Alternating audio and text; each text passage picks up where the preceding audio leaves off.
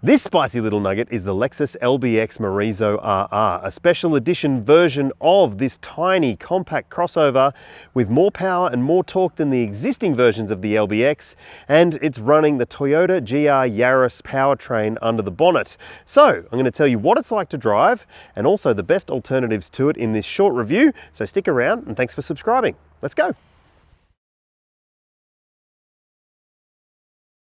The Lexus LBX Morizo RR is $76,490 plus on-road costs, and then you're thinking probably $80,000 to $85,000 in your driveway, and that is a lot of money for a very, very small, powerful car. And there are some really great alternatives to it, which I'll tell you about in a sec, but I do want to go through some of the standard spec that you're getting in this high-spec version, which is about 20 grand more expensive than the most expensive version of the LBX to date. So you're getting things like 19-inch alloy wheels. They are a specific design for this car, black metallic finish. You've got full-time all-wheel drive, a Torsen limited slip differential.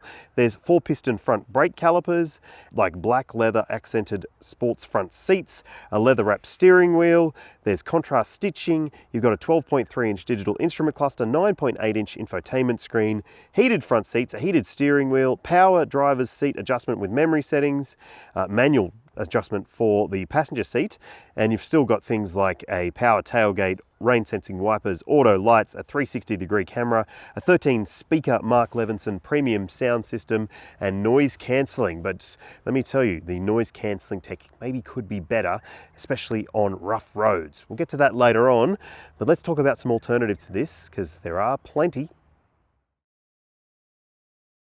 So you want a compact car with power on its side. You've got a fair few really great options to choose from, and some of them are a lot less expensive than this. First off, I'm going to call out the Cupra Ateca. It's one you might not have thought of before. It's a boxy SUV model with a couple of really great powertrain options on off, including a very punchy flagship model, which offers a lot for the cash, and it costs a whole lot less than this. I was really impressed with the Ateca, and one thing I do like about it compared to the newer Cupras is that it's got maybe a little bit more of a simple setup on the inside when it comes to the infotainment stuff. Now, if you are thinking, well, fast, fun, and small, you have to have a look at the Audi S3 if you're thinking about spending this kind of cash, because the S3 is bloody amazing. It's fun, it's fast, it's small, and it does have heaps and heaps of power. Like, you could step up to the RS3, but then you're looking at probably six-figure territory for that car. But I do think that the S3 could be a fantastic pick for you if you're looking for a hatchback rather than an SUV like the Ateca. And finally, if you are looking for a hatchback that's fun, that's from Japan, you should go and have a look at the Honda Civic Type R. The Type R is only available with a manual gearbox. It's only front wheel drive, so it is very different to this. But by God, it is the funnest hot hatch on the market if you like to feel involved in the drive experience. You will get your thrills in that car, and it's an awesome vehicle to drive. Much bigger than this though. So would you pick any of those or something else? Have your say in the comments. If you're thinking to yourself, wow, that looks wider than the standard LBX, you'd be right. And it's not just down to the graphics of that front bumper, which is different to the other models. It's also because it does have a wider stance, and it's also a little bit lower as well. Now, I'll put all the dimensions on your screen now so you can see for yourself how big this car isn't. It is a very, very small vehicle, but I do love these 19-inch wheels. Those red brake calipers stand out. And at the back, it's a very tidy piece of design, including some big tailpipes at the back. So here we go. Let's have a look in the boot and see if it's practical or not. You do get an electric tailgate if you need it in a car this small, and you'll see there's a decent amount of space. It's not the roomiest, obviously. If you are looking for a more practical SUV, there's plenty of other options out there, but you do get a few good features in the back here. So you can see there are top tether points on those seat backs.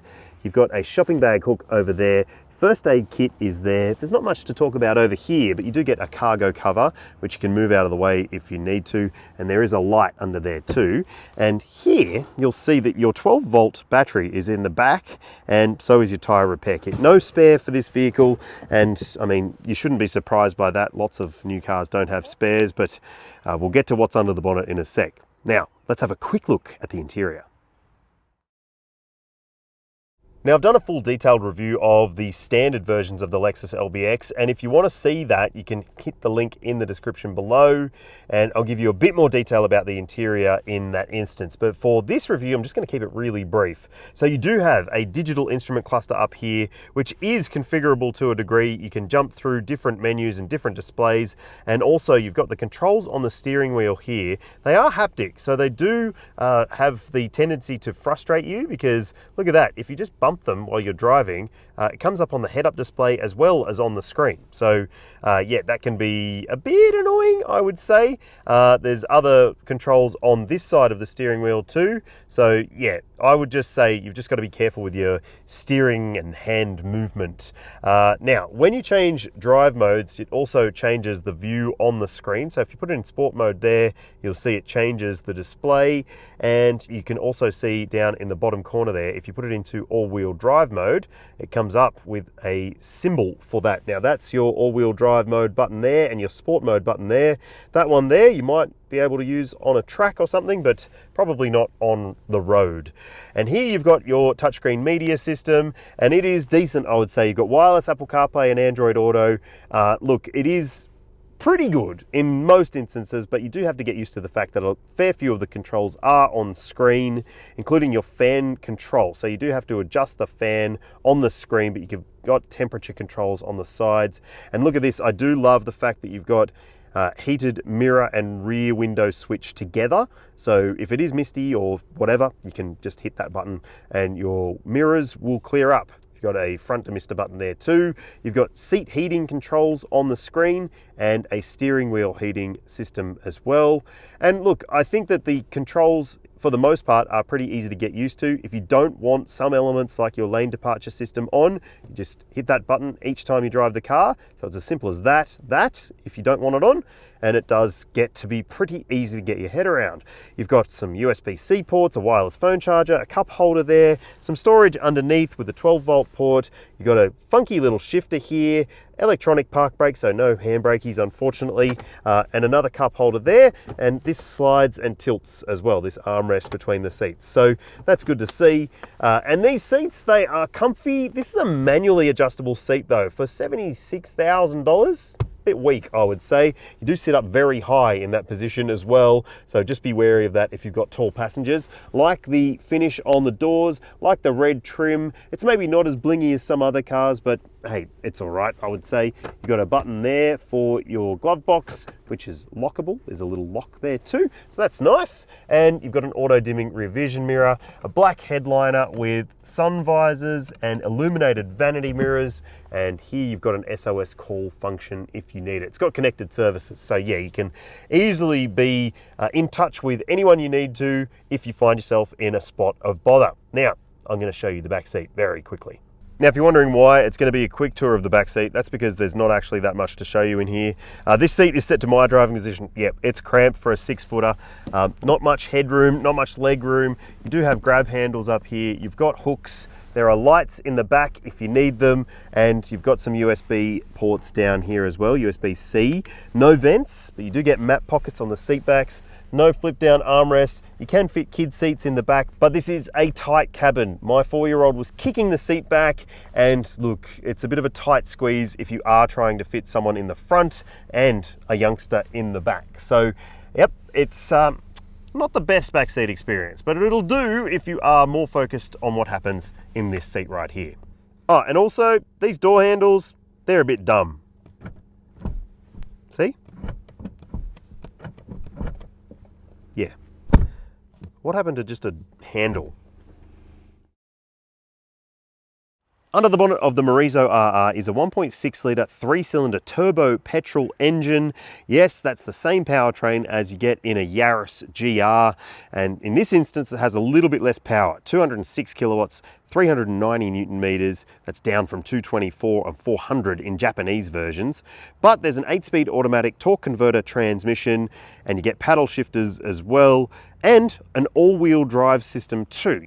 Now, 0 to 100 for this car is pretty speedy, 5.2 seconds. Not EV fast, but certainly involving in a different kind of way to an EV.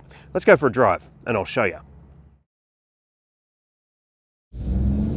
So, let's do some sporty driving in the LBX Morizo RR. I've got it in all-wheel drive mode. I've got it in sport mode. I've left auto in auto mode to do the shifting for me. I do have paddle shifters to take matters into my own hands if I wish.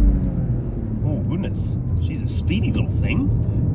Yeah, we are hustling, and oh wow, the all-wheel drive traction is excellent. You can really feel that this car is in touch with the surface below. It's not uncomfortable riding, but it is very, very comfortable handling in terms of the assuredness that you get through the steering wheel. The steering is great. It's maybe not the best for a car of this price, but I still think that it's pretty bloody good. And yeah, this engine and the transmission, well, the transmission's doing a pretty amazing job of getting the power out of this engine. Oh, listen to that. There's a little bit of whoosh, a little bit of turbo tickle happening, and it is bloody quick, people. Oh, nice downshift there. Hard on the brakes into this corner. Yep. And yeah. Oh yeah. Oh yeah. Yeah, this is fun. This is a fun car. Like, really, really good fun. Not Lexus-like. Let me say that. Not Lexus-like to drive. It is... It's a hoot. What a bloody lovely little thing. Oh, it's gruff. That's uphill and it's still bloody fast. This is yeah, this is a very theatrical car. It's got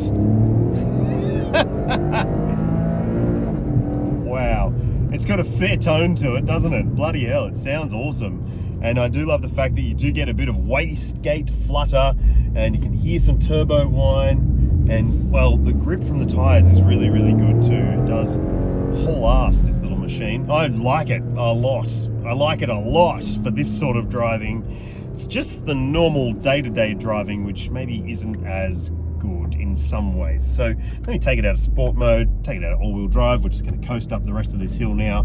But I will say that, like lots of other cars that are fast and low and have aggressive tires designed to be sporty in the right situations, this car does have some compromises when it comes to the day-to-day stuff. So the main one is tire noise. If you drive on highways where there is coarse chip surfacing, you will be deafened. It is ridiculously loud. Probably one of the loudest cars I've ever been in terms of the road noise intrusion, apart from maybe the final version of the Audi TT, which was raucous.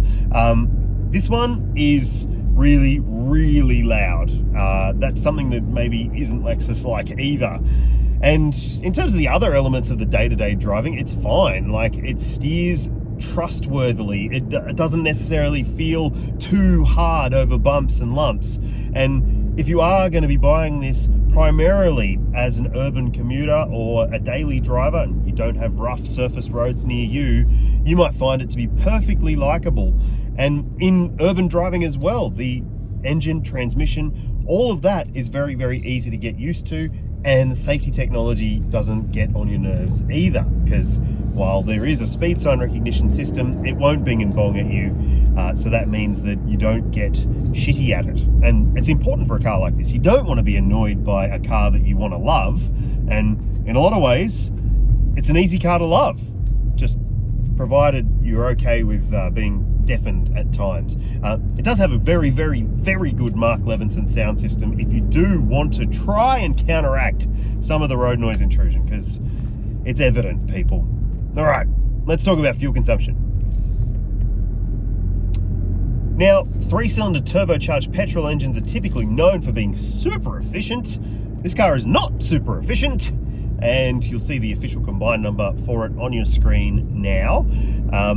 Now, if you drive like I just drove, you know, assertively, let's say, I would say that you'll see higher than that. Now, over a mix of driving, including urban, highway, freeway, the sort of stuff you'll probably do if you buy a car like this, Well, I've seen a decent number. Not amazing, I would say. It is a performance car though, so keep that in mind. And the number's on your screen now. It needs premium juice. It doesn't have a massive fuel tank either, so you're not going to get a long distance between fill-ups. And I guess that's another thing to keep in mind with it. But otherwise, she's a lovely one. The Lexus LBX comes with a 5-star ANCAP safety rating from pretty recent testing, and even this high-grade version has the full gamut of safety technology, and none of it gives you the shits, which is great. There's things like autonomous emergency braking with pedestrian, cyclist, junction, and rear AEB. You've also got lane keeping assistance, which you'll have to turn off each time you drive the car. It isn't too tedious though.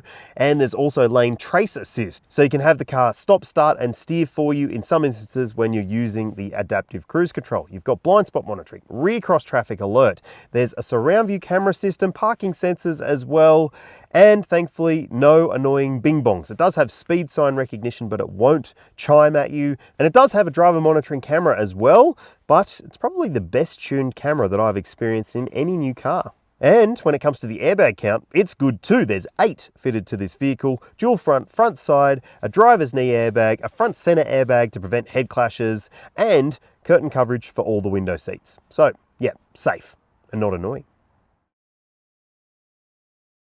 In Australia, Lexus offers a 5-year unlimited kilometre warranty, which is good for a luxury brand. But there's some things you really need to know about the ongoing costs with this vehicle. It has 6-month, 10,000 kilometre service intervals. You'd probably expect that for a performance engine like this, but you might not expect the service costs to be quite as high as they are. The cap price plan for the first 5 years of maintenance is a total of $6,950. Yep, $695 per service. So you are paying a big amount of cash just to have the privilege of owning one of these limited edition vehicles. You get roadside assistance included if that helps, but bloody hell, she's a pricey one to own. It's a lot of fun, the LBX Morizo RR, and I do think that there's a potential that this could be a collector's item in the future. But right now, it seems a little bit expensive, a little bit limited in terms of its appeal, but I'd love to know what you think about it in the comments section below. Would you go for a car like this at this kind of money? Or would you choose one of those alternatives or something else? Have your say in the comments. I'd love to hear from you, and thanks for watching. And thanks for subscribing. See you later.